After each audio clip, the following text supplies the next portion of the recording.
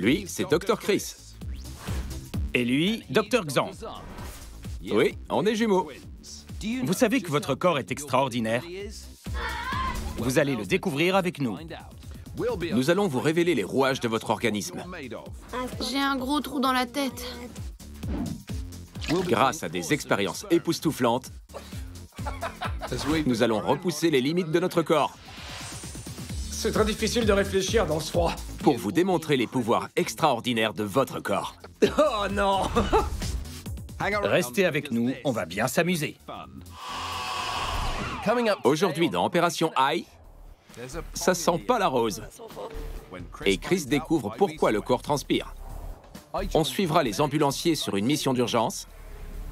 On fera monter la température pour comprendre comment le corps gère la douleur. Mais d'abord, Les docteurs et infirmiers des hôpitaux sont toujours prêts à l'inattendu. Voyons comment ils prennent soin de notre premier patient. à Liverpool, Benjamin, 6 ans, est aux urgences. On dirait bien qu'il s'est blessé à la main. Je me suis coincé le doigt dans la porte. Le doigt dans la porte? Oui, je me suis douté que c'était la main. Ça saigne. Mais comment c'est arrivé? Benjamin était dans la voiture pour aller à l'école avec sa maman. Il profitait du voyage. Mais c'est quoi ça? Sympa le trajet vers l'école. J'ai voulu améliorer l'histoire. Je reprends. En arrivant devant l'école, Benjamin s'est dépêché de sortir de la voiture. Mais en refermant la portière, sa main est restée en arrière et le bout de son doigt a été arraché. Aïe! J'ai vu que ça avait coupé un bout de son doigt. Non, un bout de son doigt. Où est passé le bout de son doigt? Je l'ai trouvé. Bonne nouvelle. Sur la voiture. Il était collé sur la voiture. Ah, pas si bonne que ça. Voici la chirurgienne esthétique, Dr. Charlotte Defty. Si quelqu'un peut soigner ce doigt, c'est bien elle. Ça saigne. Ça saigne un peu? Tu veux bien que je regarde? Je vais couper le bandage sans toucher ton doigt. Tu n'es pas obligé de regarder jusqu'à ce que ce soit soigné. Ça doit faire mal. Mais heureusement, le bout manquant n'est pas très gros. Il a été coupé quasiment à la naissance de l'ongle. On va raboter l'os et essayer d'amener la peau jusqu'au bout. Sinon, il va finir par avoir des petits morceaux d'ongles qui vont sortir et ça peut être un problème. Il est possible que Benjamin n'ait plus d'ongles. Mais c'est plus important qu'il ait un doigt qui fonctionne bien. Bientôt, tu auras un doigt un peu plus court, mais tu pourras t'en servir parfaitement normalement. C'est dans ces moments-là qu'on a besoin des paroles réconfortantes de son papa. On t'appellera comme ça, le courteau. Ouais, bien joué, papa. Maintenant que le diagnostic est posé, on reviendra plus tard pour voir comment se passe l'opération de Benjamin. Direction notre laboratoire, où nous allons mettre nos corps à l'épreuve pour vous montrer comment le vôtre fonctionne. Aïe, ça fait mal! Surtout, n'essayez pas de le refaire chez vous. Aouh! Ça t'a fait mal? Oui, arrête! D'accord. Et ça? Non mais arrête, j'aime pas ça!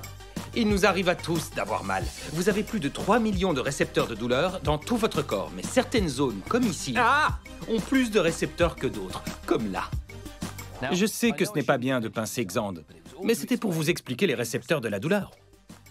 Les récepteurs de la douleur sont des terminaisons nerveuses spécialisées. Ce sont des messagers, donc lorsqu'ils détectent une quelconque douleur, ils disent à votre cerveau que ça fait mal. La douleur peut être très utile parfois parce qu'elle vous évite d'endommager votre corps accidentellement. Mais pourquoi ressentons-nous la douleur différemment en fonction des situations? On peut parfois se cogner l'orteil et souffrir le martyre, et il arrive qu'on se coupe gravement en jouant au foot et qu'on ne s'en rende compte qu'à la fin du match. Et ça, c'est parce que la douleur passe par la tête. Ce qui veut dire qu'on peut réduire l'intensité de la douleur que l'on ressent et nous allons vous montrer comment. Mais avant de vous montrer ce tour, je vais infliger une petite douleur à Xand pour qu'on voit comment une personne réagit normalement. Ah, génial. Ceci est un stimulateur thermosensoriel. C'est une machine à souffrance. Je vais le poser sur la main de Xand et monter la température jusqu'à ce qu'il ne puisse plus le supporter. Et je vais lui faire la même chose et nous verrons bien qui encaisse le mieux. T'en fais un peu trop, tu crois pas? Cet appareil médical est utilisé par les scientifiques pour évaluer la sensibilité des gens. La chaleur de l'extrémité de la sonde va augmenter quand je vais tourner ce bouton. Ça ne le brûlera pas, mais on va voir jusqu'à quel point Xand va supporter la douleur en observant les signaux de douleur que va envoyer son corps à son cerveau. T'es prêt, Xand? Ouais. Ah! Je l'ai pas allumé. Repose ta main. Allez. Ici, on peut lire la température de la sonde. Je vais l'augmenter. Oh, d'accord. Attention, nous pouvons le faire parce que nous sommes médecins. Oui, ça se réchauffe, c'est chaud maintenant. J'augmente un peu la température.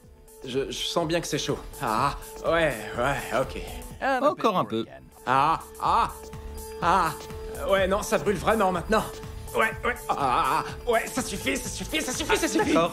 Xand a supporté la douleur d'un contact d'une température de 45,2 degrés. C'était vraiment douloureux ou c'était juste une façon de te dégonfler? Non, c'était douloureux et ça le devenait de plus en plus. Et il y a vraiment eu un moment où tout à coup je me suis dit « Ah, je veux enlever ma main, ça fait trop mal. » Allez, c'est mon tour. À mon tour de faire subir la même chose à Chris. Sauf que je vais essayer une astuce. Je vais distraire mon cerveau, donc je devrais pouvoir mieux supporter la douleur que Xand. Voyons combien de temps Chris va supporter ça. Chris, ça va te faire plus de mal que ça m'en fera, moi. On verra. Je vais utiliser une autre technique. Je vais détourner mon attention et faire semblant que ce n'est pas si douloureux. Je crois que je peux en supporter plus que toi. Je suis sur une plage. Je suis sur une plage de sable chaud. Je me sens vraiment bien. Tu n'es pas sur une plage, Chris. Tu es dans un labo avec une sonde brûlante sur ta main. Elle n'est pas brûlante, c'est à peine tiède. Elle est allumée? Comment est ta plage maintenant? Il y fait très chaud maintenant. Ah, ok, assez, stop, arrête, stop, Xand. Je vais te donner ton score. 48 degrés 2. Donc, je te bats de 3 degrés. Non. Si. Vraiment? Oui. Je n'aurais jamais pu supporter 3 degrés de plus. Ouais, ça fonctionne vraiment. Donc la prochaine fois que vous devez aller faire une piqûre, essayez et vous verrez la différence. Oui, c'est une astuce qui fonctionne. En pensant à quelque chose d'apaisant, on supporte mieux la douleur. Je ne ressens rien. Il n'y a pas que les personnels des hôpitaux qui se tiennent prêts pour l'inattendu. Où que vous soyez, si vous avez un accident, il y aura une équipe médicale prête à vous aider. Nous embarquons avec les services d'urgence britanniques qui vont nous conduire dans le feu de l'action pour sauver des vies. C'est au tour de Chris d'aller sur le terrain. Ce véhicule rapide d'intervention appartient au service d'ambulance de West Midlands et il est prévu pour emmener un ambulancier sur les lieux d'une urgence en quelques minutes. En service avec moi, voici l'ambulancier Ben White. Et le premier appel ne se fait pas attendre. Nous nous rendons chez une dame de 84 ans qui est tombée et qui a appuyé sur son bouton d'assistance.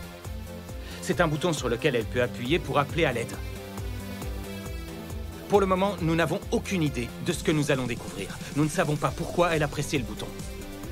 James a sa caméra et j'ai la mienne pour pouvoir vous emmener au cœur de l'action. Nous n'avons aucune idée de la gravité de la situation, mais Ben arrive sur les lieux rapidement, en 2 minutes et demie. Il est vital d'arriver sur place aussi vite que possible. Le patient pourrait être gravement blessé. Bonjour madame, c'est les secours. En entrant, on trouve Lottie qui est tombée par terre. Racontez-moi. Je suis allée jusqu'à la chaise, mais je l'ai ratée et je suis tombée. C'était une vraie chute? Vous n'avez pas fait de malaise avant? Non, Si? non. D'accord. Ben va maintenant examiner Lottie pour s'assurer qu'elle n'ait pas de lésions graves. Vous avez mal là? Non plus. Vous avez mal au dos? Non. Des douleurs dans les hanches peut-être? Non. On vous relève? Oui. On va vous soulever et vous installer dans votre fauteuil. Quand vous tombez, vous vous relevez facilement. Mais en vieillissant, les muscles s'affaiblissent et il est plus difficile de se déplacer. Comment vous vous sentez? Je me sens bien. Pas de vertige? Non. Ben va l'ausculter afin de s'assurer que la seule chose à faire, c'est de la remettre dans son fauteuil et qu'elle soit en bonne santé. D'après ce que je vois, tout va bien. Votre tension est bonne. Vous n'êtes pas blessé visiblement. On a examiné Lottie et tout a l'air normal. Elle a des aides à domicile qui passent 4 fois par jour et dispose d'un médaillon d'alarme. Donc, si elle ne se sent pas bien ou si elle a un problème, on reviendra. C'est une bonne nouvelle pour Lottie, mais elle se fait rouspéter par son amie Anne. Elle me gronde. Je te gronde parce que t'aurais pas dû te lever de ta chaise. On n'est jamais trop âgé pour se faire gronder. Ça m'arrive encore de me faire gronder. Lottie, on va vous laisser maintenant. D'accord. Portez-vous bien. Si quelqu'un tombe et que personne n'est là pour l'aider, au bout d'à peine quelques heures, ça peut devenir très sérieux. Heureusement, Lottie a un bouton autour de son cou, ce qui nous a permis d'être là en quelques minutes. Ben l'a assise dans son fauteuil et maintenant elle sourit. C'est une bonne résolution. Grâce aux ambulanciers comme Ben, qui se rendent rapidement sur les lieux, des professionnels de santé arrivent à votre secours en quelques minutes. À suivre, je mets des talons hauts au nom de la recherche médicale et Chris tombe la blouse pour comprendre pourquoi on transpire.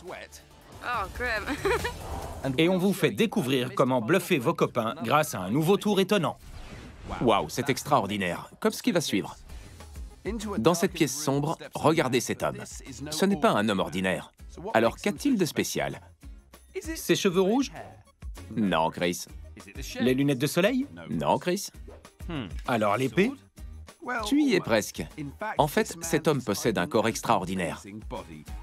Voici Garrett le puissant. C'est un avaleur de sabre.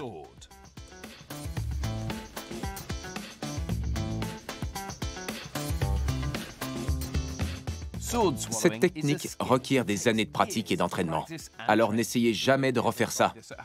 Cela vous tuerait. Lorsque Garrett avale son sabre, il descend tout au fond jusqu'à l'estomac, évitant de peu le cœur et les poumons. S'il faisait la moindre erreur, il en mourrait. La précision ne fait pas tout. Pour réaliser ce tour exceptionnel, Garrett doit réfréner le réflexe naturel de rejeter le sabre. Le réflexe nauséeux déclenche l'envie de vomir quand on touche au fond de la gorge. Rien qu'à le regarder, ça le fait. Garrett a mis des années à apprendre la technique pour enfoncer le sabre sans toucher les organes vitaux. Le plus difficile, c'est de se détendre alors qu'on fait quelque chose de pas relaxant du tout. Je veux bien le croire. Pas facile avec ce sabre dans la bouche. Au cas où vous penseriez qu'il y avait un trucage, voici la preuve que non. Et ça, c'est extraordinaire.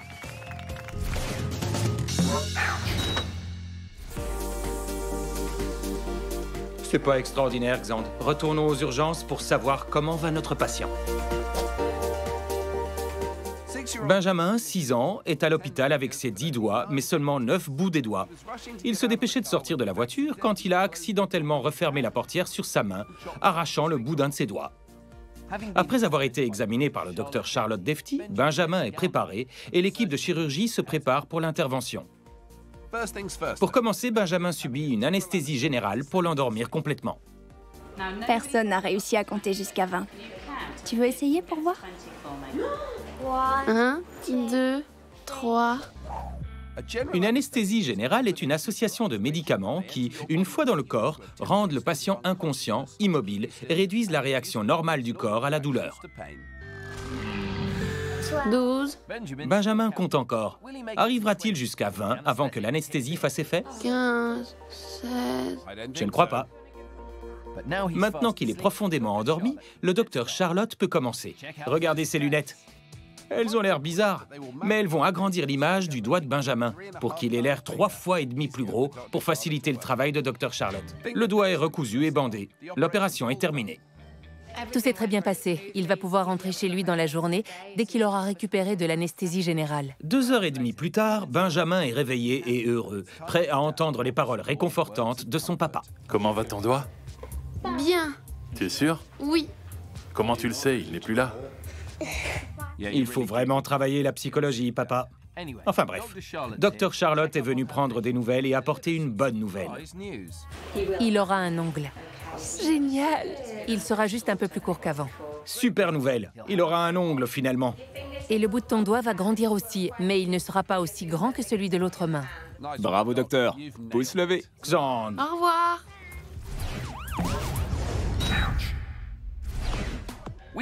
Nous avons plein de tours incroyables à vous montrer.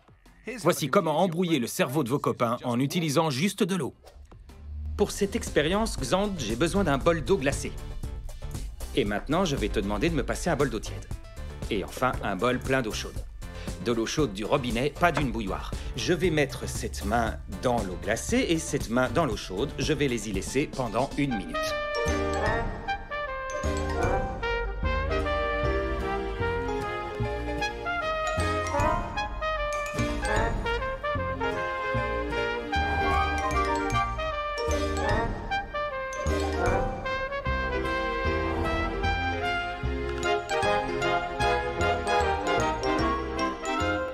Et maintenant, je vais mettre mes 2 mains dans le bol du milieu. Et ça, c'est vraiment bizarre, parce que la main qui était dans l'eau glacée a très chaud et la main qui était dans l'eau chaude semble glacée. Je suis dans un état de confusion neuronale totale. Xand, peux-tu me dire ce qui m'arrive? Pour la main qui était dans l'eau froide, les terminaisons nerveuses sensibles au chaud de la peau de Chris sont devenues plus actives, et celles sensibles au froid étaient en sommeil. Ceci a embrouillé le cerveau qui a pensé que sa main froide était chaude. Pour la main qui était dans l'eau chaude, c'est l'inverse. Les terminaisons nerveuses sensibles au froid étaient plus actives et celles sensibles au chaud étaient en sommeil. Mon cerveau a cru que ma main était froide. Essayez de le faire à vos amis pour embrouiller leur cerveau.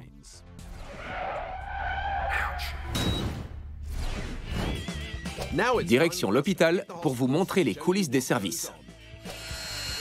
Aujourd'hui, le laboratoire d'analyse du mouvement. La marche. La plupart d'entre nous n'y pensent pas beaucoup, mais qu'est-ce que c'est? Qu'est-ce qui l'affecte? Et plus important, pourquoi suis-je dans cette tenue? Je me trouve à l'hôpital Alder Hey de Liverpool dans un laboratoire spécial où on analyse le mouvement et je vais exiger des réponses. Tout le monde marche différemment. Votre style personnel et votre démarche. La directrice du laboratoire, Jill Holmes, va m'en dire plus. Les gens qui viennent nous consulter ont un problème. Leurs médecins veulent comprendre pourquoi ils marchent d'une drôle de façon et comment on peut les aider. Donc plus on en sait sur la démarche de quelqu'un, et plus les docteurs peuvent prendre les bonnes décisions concernant une opération ou comment repositionner les muscles, comment aider les patients à faire des exercices pour aller mieux. Dans cet endroit incroyable, des caméras sophistiquées et un système informatique créent une modélisation 3D de la démarche du patient. Ainsi, on peut l'examiner précisément et décrire leur façon de marcher et déceler le problème. D'accord, mais pourquoi je porte cette tenue ridicule? Afin qu'on trace où tu es et ce que tu fais, on a placé des capteurs sur ton corps. Je vais partir du bon pied. Allez. Vas-y.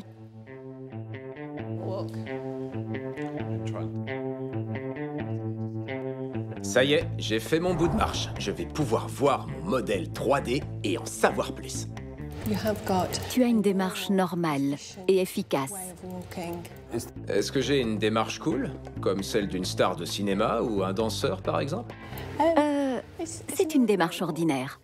Une démarche ordinaire. Ma démarche pieds nus est normale, mais la plupart du temps, on porte des chaussures. Est-ce qu'il y a des chaussures qui ne sont pas bonnes pour nous? Oui, certaines chaussures sont mauvaises. Des chaussures trop petites ou certaines femmes portent des talons trop hauts. Essaye-les. Il n'y a pas d'autres coloris? Si Chris me voyait maintenant. Jill veut me montrer comment les chaussures peuvent influer sur les muscles et les articulations.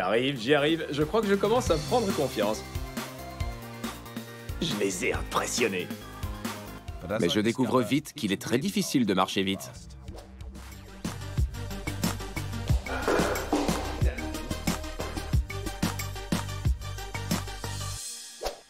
En observant ma modélisation 3D, on voit que mes jambes ne se tendent jamais quand j'ai des talons, ce qui a des répercussions sur tout le reste de mon corps. Donc on voit bien à quel point c'est mauvais pour la santé de porter des talons tout le temps.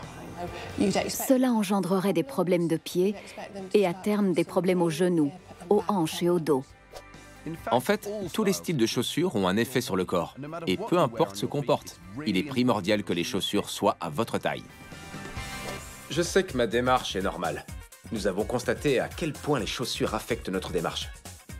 Mais le plus décevant, c'est que mon ambition de devenir mannequin sur les podiums a été réduite à néant. Merci, Jill. Quelle quantité de transpiration un adulte produit-il en une année? Est-ce A, assez pour remplir un pistolet à eau? B, assez pour remplir un seau? Ou C, assez pour remplir une voiture familiale? La bonne réponse est la C, assez pour remplir une voiture familiale. 1264 litres pour être précis. Oh, c'est une affaire pour l'enquête. Aïe. Oh. Vos pieds possèdent plus de 250 000 glandes sudoripare. La sueur est composée de sel et d'eau. Mais quand on la mélange avec les bactéries normalement inoffensives qui vivent sous mes pieds, ainsi que l'humidité chaude de mes chaussettes, on assiste à un festin. Et ce que vous sentez, ce sont les déchets relâchés par les bactéries. Oh. Nous voici à l'université de Loughborough, l'endroit idéal pour étudier tout ce qui est plein de sueur.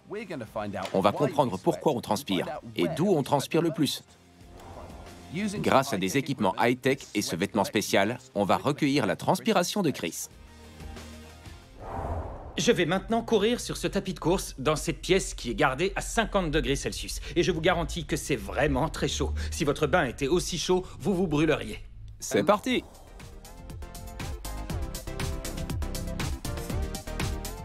Je ne fais que trottiner. Si je faisais la même chose à l'extérieur, ce serait plutôt facile. En plus, j'ai ces ventilateurs en face de moi qui m'envoient de l'air chaud dessus. Le fait de courir dans une pièce dont la température monte à 50 degrés fait grimper de façon impressionnante la température du corps de Chris. Si elle s'élevait jusqu'à la température de la pièce, il mourrait certainement. J'ai donc besoin de perdre de la chaleur et c'est très dur d'abaisser sa température quand l'air autour de soi est plus chaud qu'il ne le faudrait.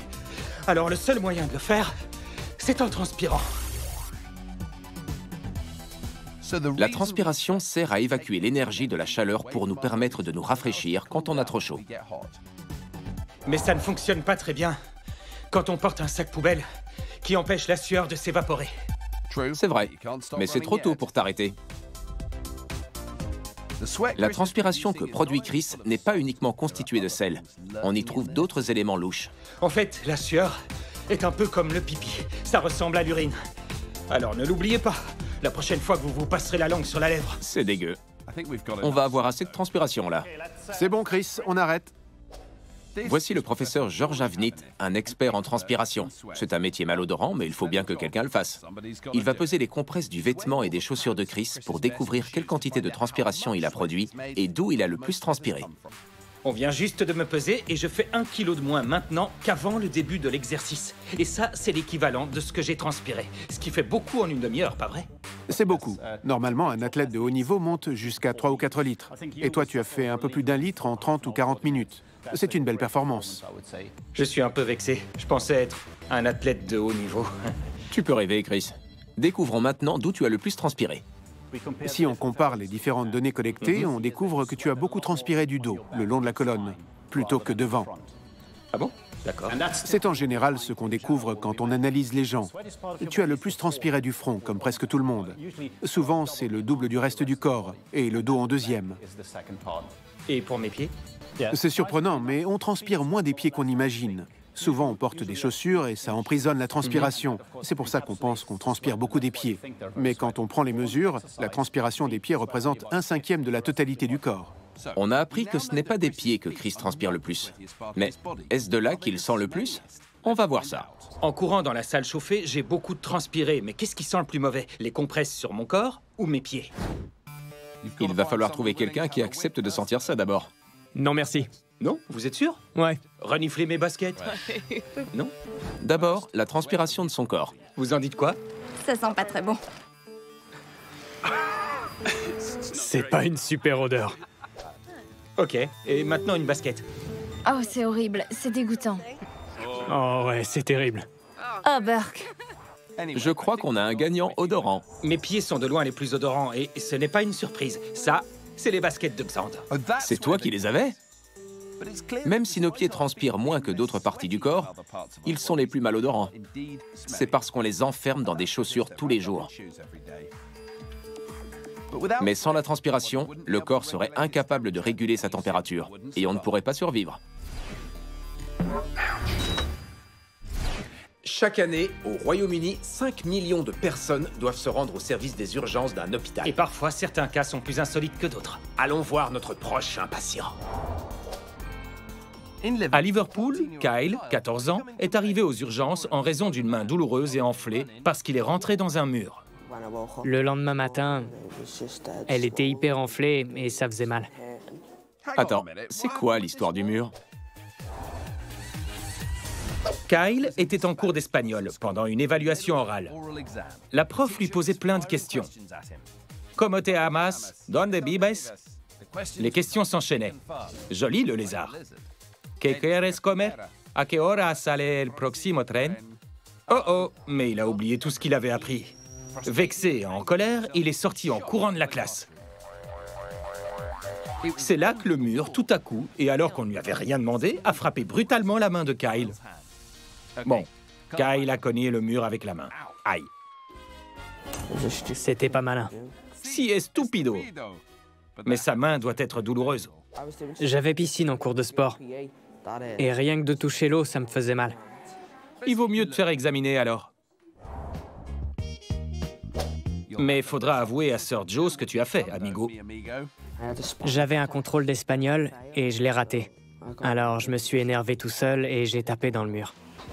Je vois que c'est gonflé, là. Tu vas aller passer des radios et on agira en fonction. La radiologie, alors. J'ai l'impression que c'est plus grave qu'une simple foulure. En attendant les clichés, vas-y, Kyle, on va faire de l'espagnol. Comment tu dis, je me suis fait mal à la main? Et comme le mur tremble de peur qu'il se trompe... Mi mano es malo. C'est bon, on se détend, les murs. Il a réussi.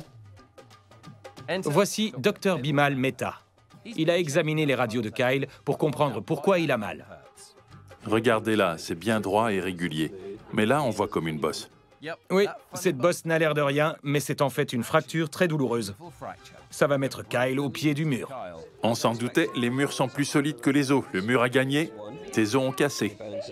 On appelle ça la fracture du boxeur.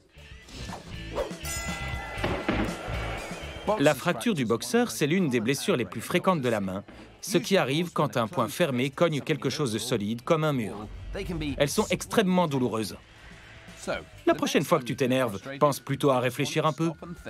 Ce n'est pas une fracture très grave, mais ça va être douloureux encore pendant 2 ou 3 semaines.